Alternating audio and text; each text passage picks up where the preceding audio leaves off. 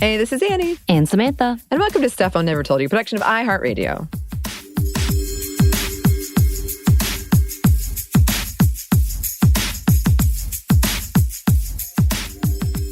And today we've decided we're going to kind of swap back and forth on the Monday minis. What Samantha's covering, what I'm covering.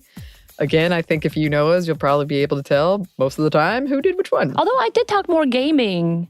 You did. Than you did. So but it wasn't horror-based. It wasn't horror-based games. But you love gaming outside of just that. But just saying. I do. And this definitely is still going to remain one of our newsier segments. And I actually think this is pretty on topic. This is, we're it's relevant. This is a whole thing. It's relevant right now. It's a whole thing right now. I do want to start by apologizing to the young folks. Apparently, I shouldn't even be saying this or talking about it, but here we are. Why shouldn't you be talking about it? Wait, what? It's like a young internet slang right now. And they said if I'm over 20, I shouldn't be saying it, but here I am. Wait, I don't want you to say it if you're under 20. That's creepier. Well, we're going to talk about it. Okay. We are going to talk about it. Okay, so today we are talking about daddy. Daddy. Specifically, stop it, making me blush. Specifically, the kind of internet daddy thing that's happening right now. So I do want to say, no kink shaming if you're consenting adults, number one. We aren't talking about daddy issues. You can see our past episode on that. I think we're going to rerun that one soon as a classic because it is related to this conversation. We're not really talking about sugar daddies either. Also, it does have a different meaning in the gay community and in the kink community. We're going to talk about that a little bit, but not too much. It can also be a term of coercion. We're also not talking about that too much. We're specifically talking about this internet phenomenon that is really playing out right now. So we will touch on those things, but that's not kind of the topic at hand. But yeah, we are seeing it play out right now, particularly with Pedro Pascal. Yes, who's been called the internet's daddy. The Last of Us is midway through at this point. I guess I should say the date. Oh, what is it? February 23rd, 2023. And The Mandalorian Season 3 is coming out this Wednesday. So it's like really, oh gosh. It's really taken off. There's even an SNL skit with Pascal in it about this whole thing. And we mentioned some of the quotes he has around it. He said, daddy is a state of mind. He said, I'm your cool, slutty daddy. So he's very in on the joke. He's very, very in on the joke. But we'll talk about that more in a second. I do want to say I got a Slash update because I recently did that whole Slash episode about why I read what I read. Slash generally being two men together in fan fiction, not always, but generally. And I remember somebody said to me once I would slash Pedro Pascal with anything. And then I reached back out to her and I was like, so why did you say that? Just curious. She's like, because he's hot. So I didn't even say that. I mean, sometimes maybe you just want to see two hot dudes go at it. There you go. Anyway, I'm sure Oscar Isaac and he have been slashed plenty of times. Oh, yes. That sound dirty the way you just said that. I'm so sorry. Keep going. No. Yeah, that's about right. All right, so let's get into some definitions. So from the Washington Post, the slang endearment popular on Twitter and Instagram, among other platforms, is usually meant to communicate respect/adoration to a male authority figure. This isn't entirely family-friendly, though. The meme frequently has a sexual tinge. And the article goes on, the daddy meme has precious little to do with dads. It's a commentary on hero worship and power dynamics, and sometimes a way of reversing them. Here's Pizer writing in New York Magazine. So this is a quote within the quote. A grown woman says daddy with intention, self-assurance, and lots of cynicism. We claimed daddy as our own, which allows us to gently mock the patriarchal structures we're playing into. The daddy joke is that we have control over the way we manifest daddy, that we could, one day, even become our own daddy. It's true. Whoa. And then, so I found a whole article Vox did specifically about Pedro Pascal and this whole thing. And here's a quote from that. Pedro Pascal didn't invent the concept of daddy, nor will he be the last to embody it.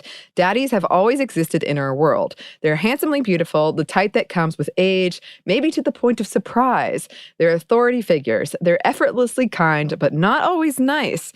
They're the antithesis of toxic masculinity, though their attractiveness has often been tethered to an Oedipal taboo. complexes and issues. And daddies would never call typically themselves daddy first. It's a title that is bestowed rather than self-proclaimed. And then continues on, the fantasy of daddy now exists primarily as a one-way pursuit. Daddies are the object of affection, and if a daddy is actively pursuing anyone, let alone a recent high school graduate, they are no longer daddy. No. So they were talking about that in terms of like Leonardo DiCaprio is not a daddy. Never. You know who was one of the first daddies? Who? Steve Carell.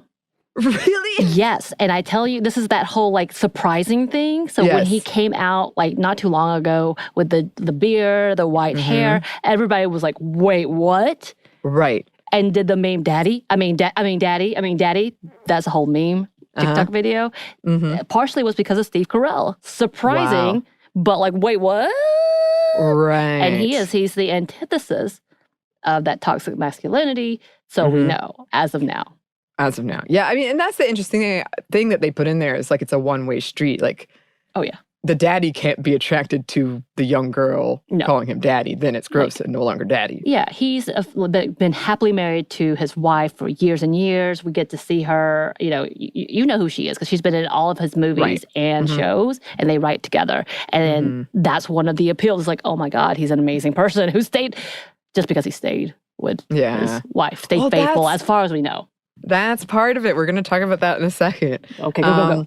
Yes. Okay. Another part of this is, as I said, Pascal is in on the joke and represents a, quote, particular type of hot. And for him in particular, it also comes with this portrayal of gruff, reluctant father figures. Recently, there's been a lot of talk, because after he was on SNL, he made a joke about like his Mandalorian voice being his bedroom voice, like a porno voice. And so when he uses it, he feels really uncomfortable. Because he usually has a mask on, so like the helmet on, so you don't see it. But now that he said that, he's had to release like this statement, like, please stop doing that. Stop asking me to do it. Because now everyone's like, do your porn voice. And that's when I mentioned in our last abuzz episode, when I said we need to talk about parasocial relationships. That's part of, because that's been a big conversation with him as well. So I think we should revisit that. But for now, this term in this context most likely emerged from teen fan culture. Sometime around 2014, this was when Lorde, I don't remember this at all, but brought a lot of attention to it when she called Kim K mom that year. And then she explained what she meant by that. And then in 2017, a game called Dream Daddy came out, which I honestly like chuckled the whole time I was reading the description. But basically, like, you can choose what kind of daddy you want to try to date.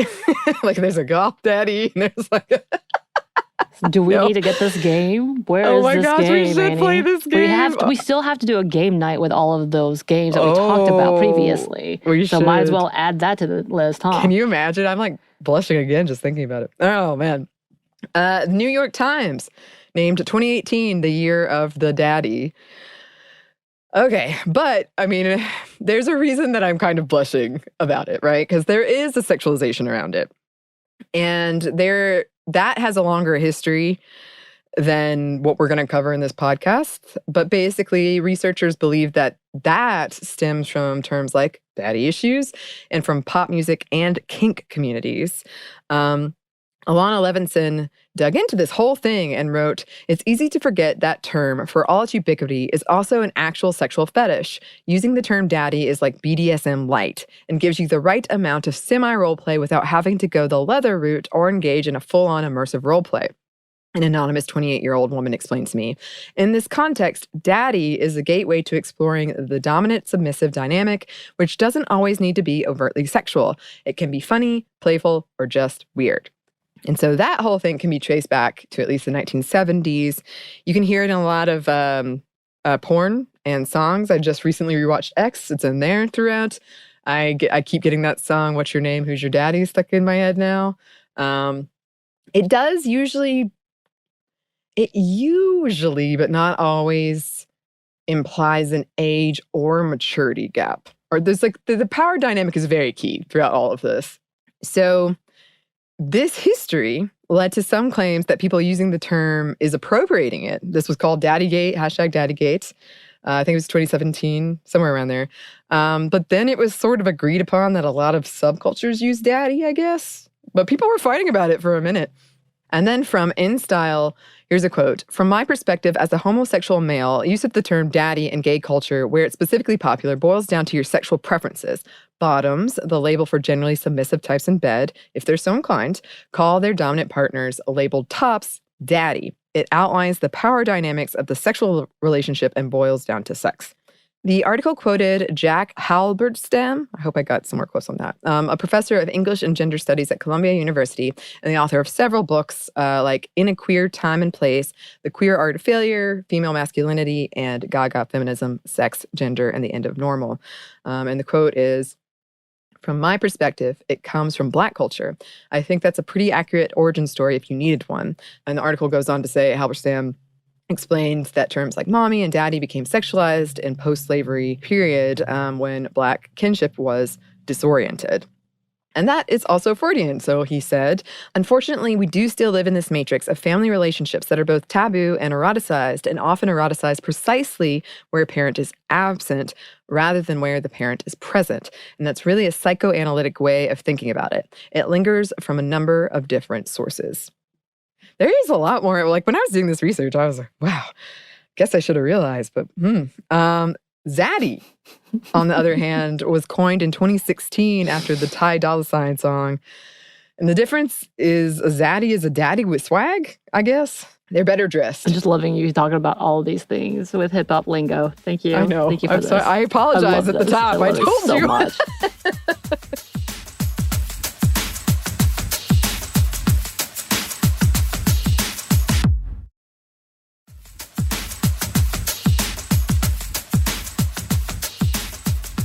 All right, so I do have my own theory that I want to talk about, which is related to all of this stuff. And I am going to talk specifically kind of about, because I do love The Last of Us, I do love Star Wars, Mandalorian. I have seen this in fan fiction so many times.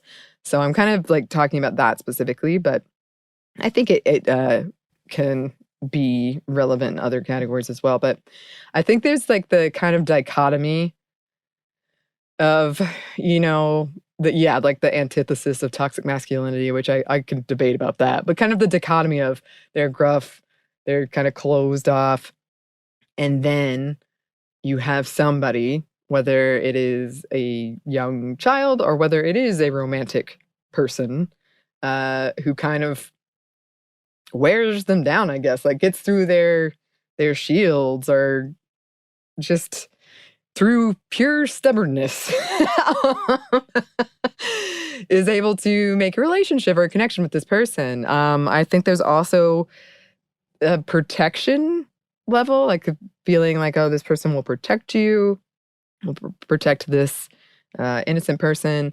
I do think like if you're going into the sexual realm, which again, this is me talking about fan fiction, I think there's like a giving up of control element and like this person will protect you. And I can be the submissive one or whatever. It's usually, because like I said, I feel like I've said this on the podcast several times, but I know I've said it to you too. Like usually there's still, even if it's two men, one of them is like more feminine. One of them is like the more femme one, it's usually pretty physical too, like smaller, prettier. I do think there's like conditioning going on of just how we've all been raised in our society and what we've been taught is like attractive. But it's also, I think sometimes it's just nice. Like, oh, here's this strong dude who'll protect me. I do think I've read a lot of articles about the show The Last of Us specifically about like, oh, here we've got the dad jokes. I love he's telling dad jokes. Oh, he's got anxiety. I can relate to the anxiety, like all of these things. And yeah, there's certainly like, they don't care about anybody, but they care about you. Like they're so tough, but you're the one that they broke through and now they can't do anything for you. You're the one that made them like finally get in touch with their emotions. You've made them cry. They're protective now. They do anything. But you kind of have to earn it. I read that in a lot of places. It's not unconditional. You kind of have to like really, really earn it. And then you can get them to stay with you. So I would also say this is a bigger conversation than I want to have right now, but often at least in the fanfiction space, when this is a romantic kind of thing, the daddy, the other person, is kind of infantilized a little, or like just more childlike, or more like sense of wonder, curiosity, innocence. So you've got this like world-weary character who is unwillingly drawn in as a protector for the more, quote, like innocent, younger, smaller one. And that's kind of going back to what we said, like it's like kind of inherently a power dynamic thing. And also there usually is some kind of like age or maturity gap, something. It is somebody who probably take care of you. They are usually physically strong. They can usually like lift you up and carry you. It's super easy. I do think there's some self-esteem issues in here, but that's also for another time. I've talked about it before. I think we talked about it in our daddy issue episode. And I think it's like going back to what a lot of people said. I think it's like a safe way to admit some attractions that we have are problematic. Like, because it's that one-way street, right? Like, it's not coming back at you. And there can be issues with that as well, as Pedro Pascal said, like, please stop asking me to do these things. But, hopefully, fingers crossed, ideally, it's a one-way street where you can kind of express this attraction and nothing's going to come of it. And it's a way to perhaps address that we know, oh, it's not great that I'm attracted to this thing, but I do have something that either conditioning or what that has got me attracted to this. And then I did want to touch on this very briefly, and then I promise I'll stop for now. But I saw another article that was like kind of jokingly about how The Last of Us is a show about single parenting and how people found that so attractive. And so we've talked about this before too, like the difference between how we treat mothers and fathers in our entertainment, but also real life. Because like if you think of like the dad bod, that's like a sexy thing. Whereas for women, we're like, why didn't you lose the weight more quickly? We being the whole society, not me. But they also talked about how being a MILF is something that happens in spite of having kids. But being a DILF is because you have kids. And there's a lot of theories around that, around like, is it where people who are attracted to DILFs are looking for a man who will stay, who can take care of kids, like all of those things. From Pornhub, here's a statistic. Women are 96% more likely to search for dad and daddy compared to men. They are perceived to emote more, whether they do or not. And it's the kids that matter. One of the studies I found, right? It's not the age, because it was kind of like ranking attractiveness and changing all these variables. But they found it was the kids. And they postulated it was like a potential mating strategy. Like, oh, he's fertile. He can take care of me. He can take care of a kid. And it held true even if the women in question didn't want kids. I don't know. It's a lot going on. That's what I can say. There's a lot going on. There is. And I'm sure we'll have more to talk about with this. Obviously, there's a lot of pathways we could go, but this like conversation is raging online right now. Right. So we shall see. I wonder if anything with pimp daddy. Yeah. Which is an old school word that I don't hear as much anymore. Yeah. I briefly read about that. And it sounds like that's kind of been, because it gets mixed up with sugar daddy, pimp daddy, and like I said at the top, some people use it as coercion tactics. Right. In very, very unhealthy relationships. So I think a lot of people have kind of heard about that and backed away, but I'm not sure. I didn't look into it too much. Right. Mm-hmm. Interesting. It is very interesting. Listeners, if you've got any thoughts about this, I'm really sorry that I probably made everybody cringe, but I was curious. It was a fun moment. I'm sorry. But I would love to hear from you about it. You can email us at stuffmediamomstuff@iheartmedia.com. You can find us on Twitter at momstuffpodcast or on Instagram and TikTok at Stuff Mom Ever Told You. Thanks as always to our super producer, Christina. Thank you, Christina. And thanks to you for listening. Stuff Mom Never Told You is a production of iHeartRadio. For more podcasts from iHeartRadio, you can check out the iHeartRadio app, Apple Podcasts, or wherever you listen to your favorite shows.